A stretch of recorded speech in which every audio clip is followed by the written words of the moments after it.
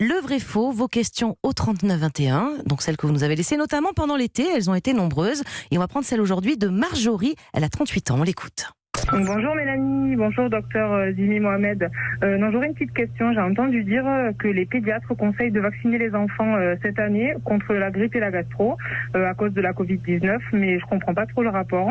Est-ce que vous pouvez m'expliquer et à partir de quel âge il faudrait le faire? Voilà, je vous remercie beaucoup, bon après-midi.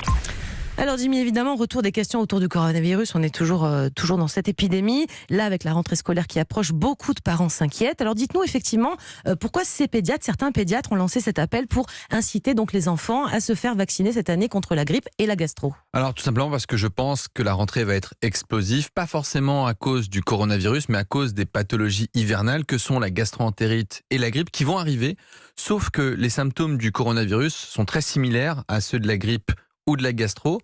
Dans 15 à 30% des cas de Covid chez l'enfant, on a des signes digestifs. Ce qui veut donc dire que dès lors que votre enfant aura de la température, dès lors qu'il va tousser, dès lors qu'il va vomir, avoir de la diarrhée, on va vous demander d'aller chez le médecin.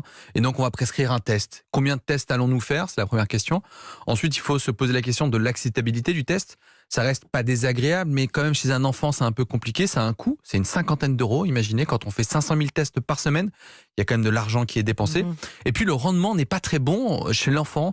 Les tests PCR sont moins positifs chez les enfants que chez les adultes, même lorsqu'ils ont la maladie. Puis, dernière conséquence, ça va permettre aussi de libérer un peu les cabinets de médecine de ville et les services d'hospitalisation, puisque chaque année, des enfants seront hospitalisés pour la gastro-entérite et pour la grippe. Et donc, en les protégeant, on permettra peut-être un second souffle pour éviter justement d'embouteiller un petit peu tout le système.